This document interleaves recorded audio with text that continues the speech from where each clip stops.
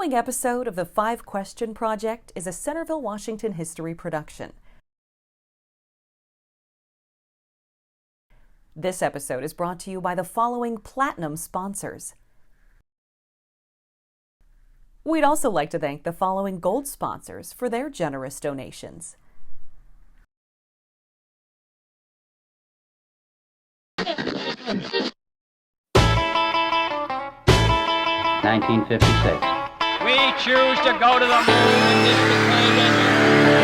That's one small step for man. Well, I'm not a crook. Tear down this wall. These buildings down. We'll hear all of it soon. We, the people.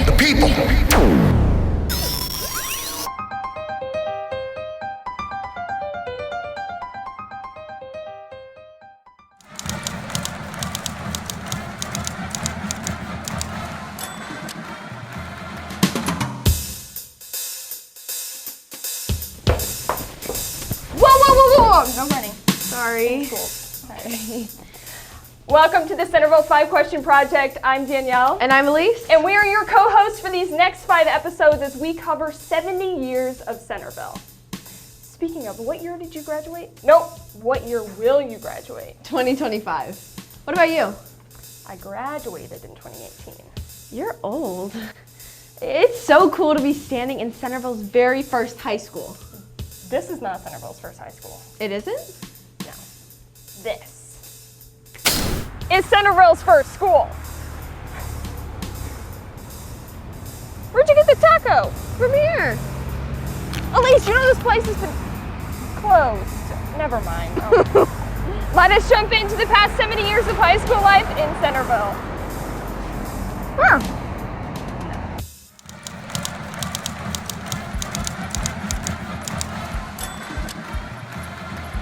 Our class was 1951.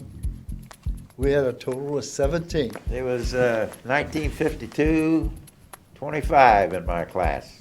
Graduated in 1953, and there were 23 in our class. I think there were about 124. I think we were the first class to hit 300.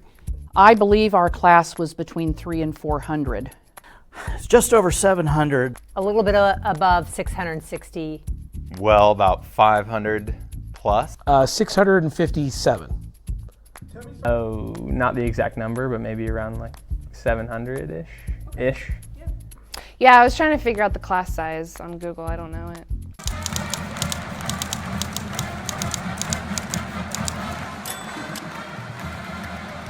A lot of the athletes, scholar athletes, I kind of ran around that group, but I wasn't one of those. I just admired all of them, and they accepted me into their group. I think the kids that had money and threw parties were popular. It wasn't a popularity contest. Sports were the important thing. I think the people that were involved in something, be it sports and also people I think that were friendly. There were some people there that, a few that I remember that just got along with everybody. And those were the people I think that were at the top of the popularity heap. As far as what made kids popular when I was in high school, of course, it was always sports, it was cheerleading, it was the co-eds. And an item that's kind of interesting to note is that I do remember there being, there were quite a few more farm kids then, as well as the suburban kids, but I never felt like we were ever looked down on because we were farm kids. I think if you were popular, you'd probably making the most noise. You'd talking a little louder. People heard you, maybe. Money. Looks. Athleticism. If you were sports, you were rich and you were good looking, you were on the top of the chain. Mm-hmm. That's right, yeah, you were looked up to if you were the quarterback. Or I would say it was mostly the way they looked, but there were other qualities too, their personalities, their friendliness. But it just seemed like the really popular girls hung around with other popular girls that were either very cute or in some sort of a group. Well, I think that, I don't know if this has changed very much or ever has changed. Kids that were really good at sports were usually popular.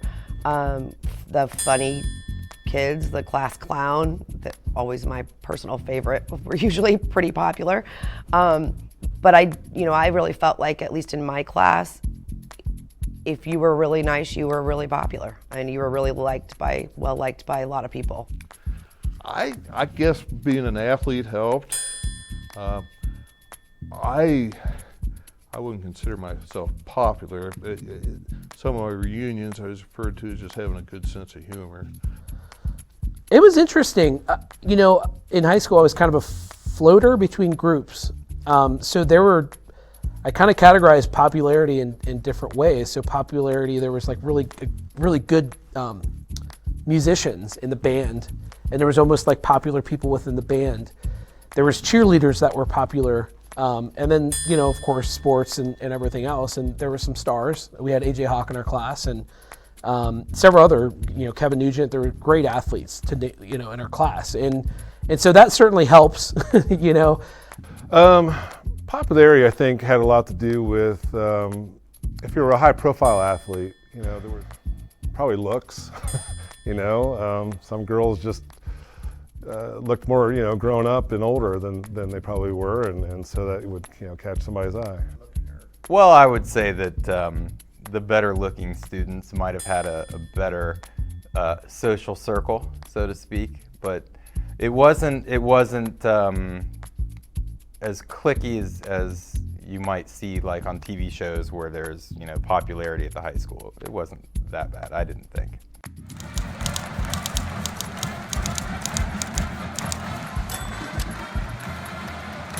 So in high school I was part of the swim team, both club and high school. So I would start morning practice 5:15 in the morning till about 6:30. 7 o'clock we would swim, get ready at the rec center, and go to school. I was very, like I said, involved in radio. I was in the Centerville Spirit Club. I was a class officer, I think my junior and senior year, so I helped plan a lot of the events and all that kind of stuff, and always loved to hang out with friends. See, before high school, the activities around Centerville was we played kick the can in front of the town hall. We played bike tag around the little alley there, goes back there. And we also walked around or tried to balance ourselves around the stones on the town hall.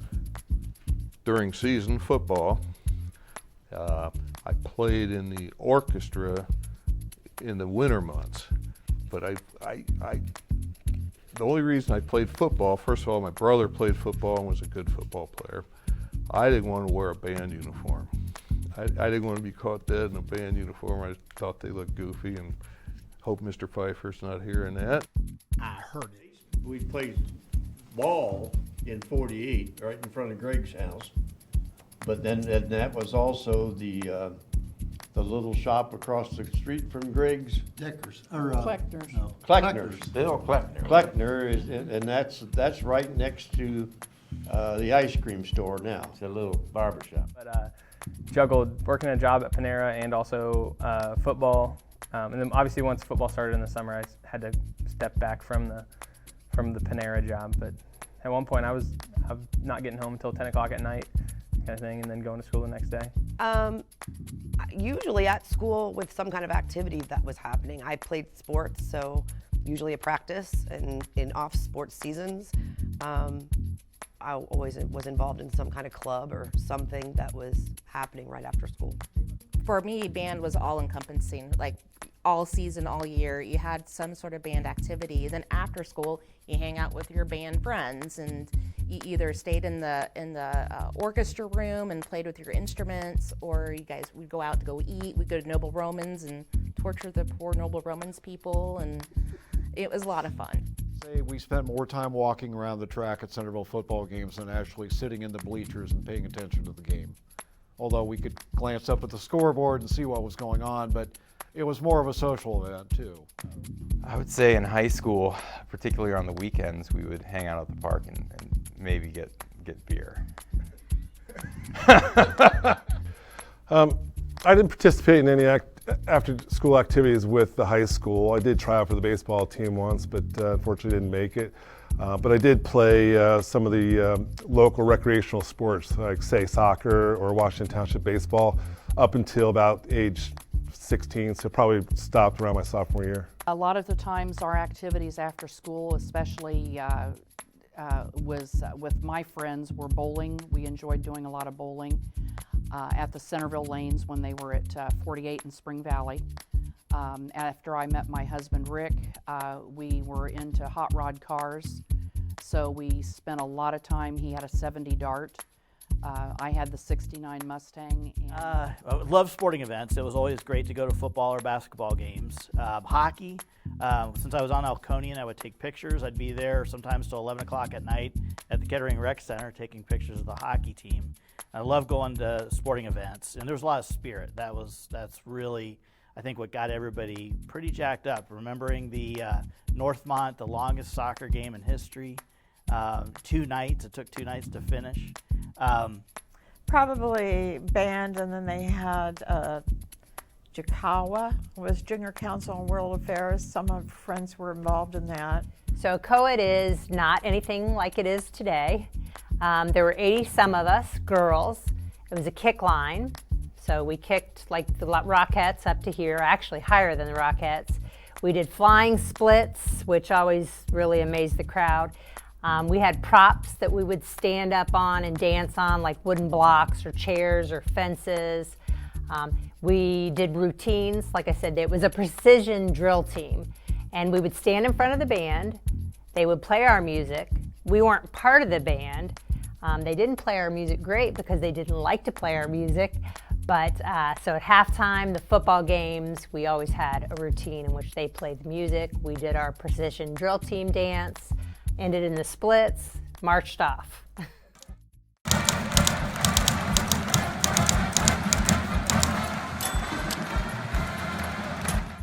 And if you had a nice television in your home, boy, listen, you were stepping up. Neighbor had one, and he lived a mile up the road from me, and I'd go up there and watch the wrestling matches. I guess it had to be TV. That's about all it was. We had a big set also. We had a 10-inch. Oh boy. And it was so popular that we'd have a house full of people every night on the wrestling. When they brought a electric typewriter into the classroom, that was just like a dream. Well, color TV was pretty cool. Probably the electric typewriter. I can tell you the AM/FM radios that were so small that you could take them to bed with you and listen to the music. And at the time I was in high school, I was there from 69 to 73. Vietnam War was going on. And at midnight every night before the radio signed off, which it did then, the song was Soldier Boy. And I would lay in bed and the music was on and they would play Soldier Boy. And that was the end of the programming. Well, I hate to say that I'm that old, but 8-tracks were pretty important, and then they kind of gravitated towards cassette. Technology, it maybe wasn't brand new, but CBs were popular in middle school into high school.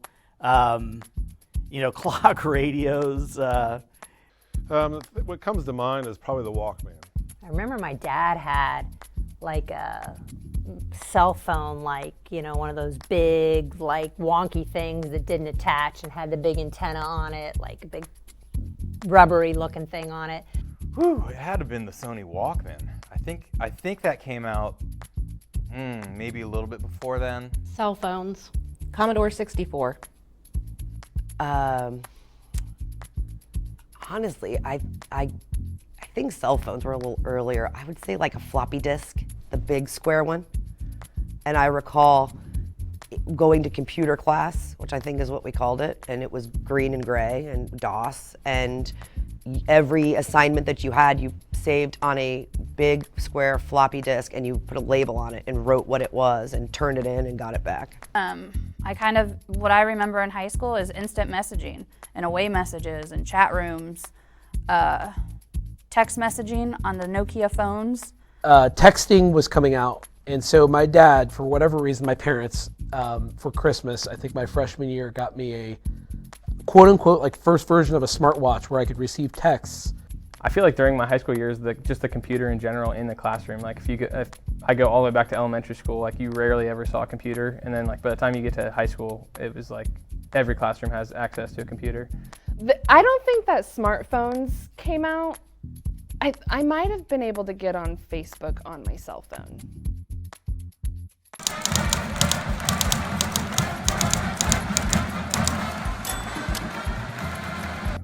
We had sock hops after football games a lot on Friday nights, and that's just exactly what they were. We took off our shoes and did bunny hop, and just everybody just had a good time.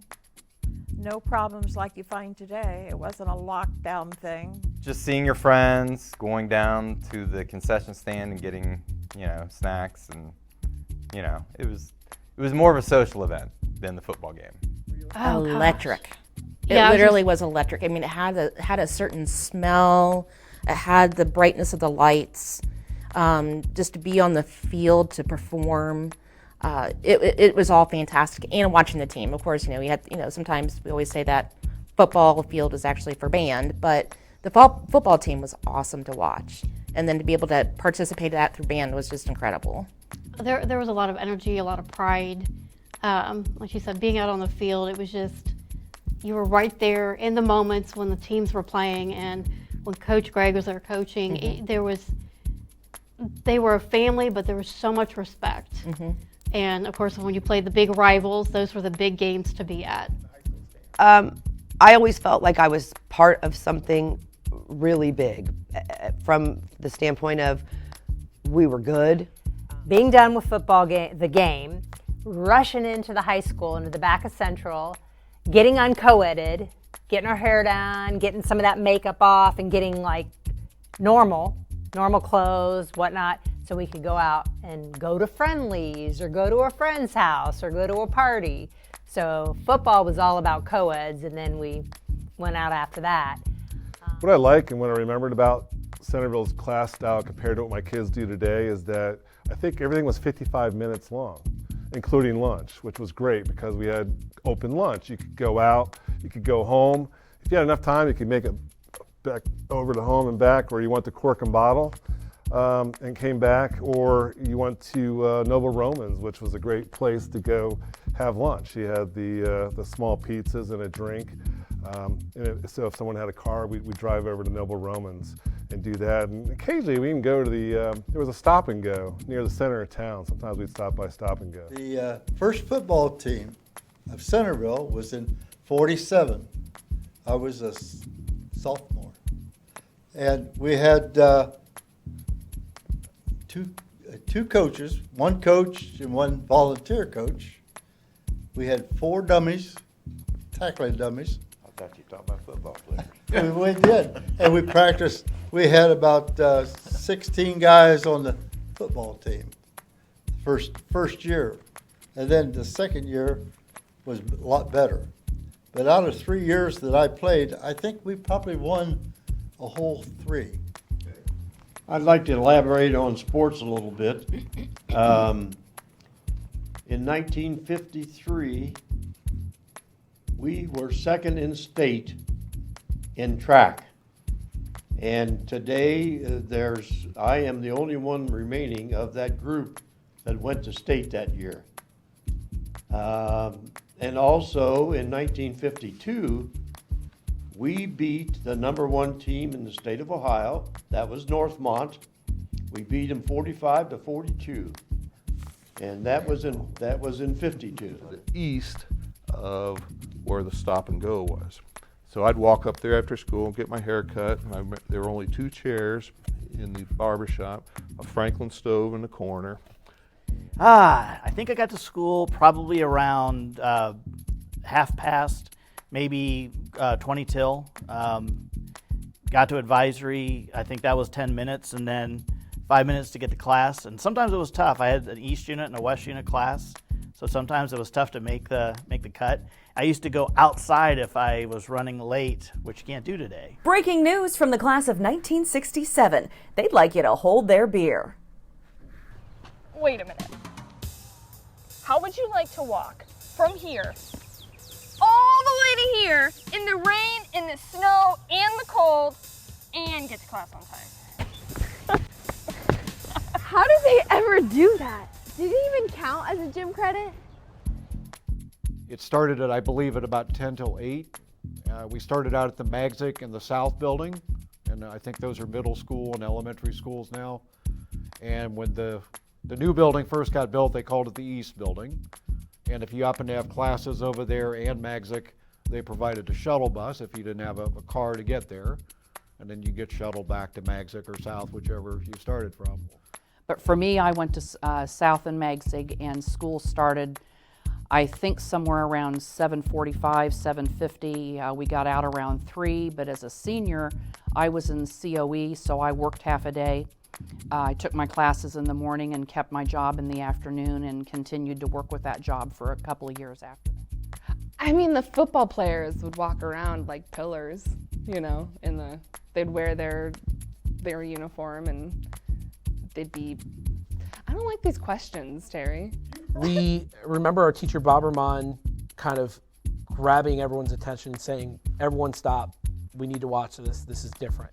That was immediately after the first plane hit. We watched live as the second plane hit the tower from our class. We had a class of about 17 people. And I just remember my heart sinking and being afraid in a lot of ways. And then the atmosphere in the school after we found out about the 9/11 attacks was just a tremendous amount of nervousness and almost some level of stillness and quiet, which was unusual. People didn't know how to act, especially my generation. It was by far, I think, the most memorable thing during my entire high school career. Being a part of Centerville football was definitely the most influence I've ever had in my entire life. Just building community, building brotherhood with everybody on a part of that program, and just from sun up to sundown through football season, always having someone around you saying something about football. I still have those things that stick with me throughout the year.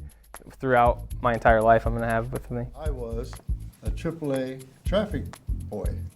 So we got to stand out on West Franklin Street and direct traffic until the buses came by, and then we just left them all out and we were done for the day.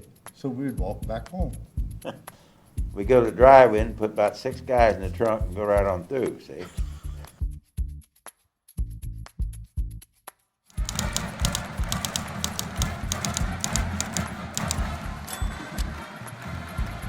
Right after Labor Day. September, right after Labor Day. It started in September. Well, in the beginning, September, but then it went quickly to August. I believe it was in September. It was much later than I feel like kids go to school now, but it was in September. It was around August the 25th. End of August. So I'd say towards the end of August. Probably the 3rd week in August, and I remember that because my mom's a teacher. It was normally like August 15th to 20th, somewhere in there. Too soon.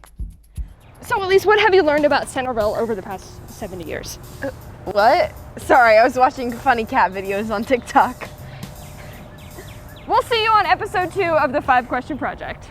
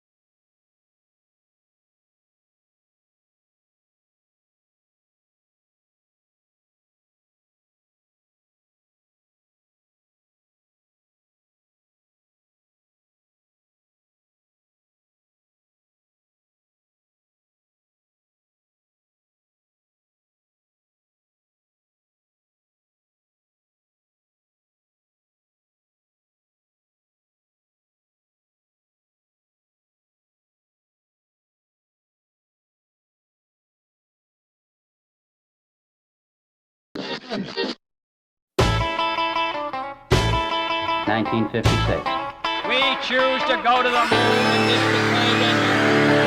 That's one small step not a crook. Tear down this wall. These buildings down. We'll hear all of it soon. We, the people.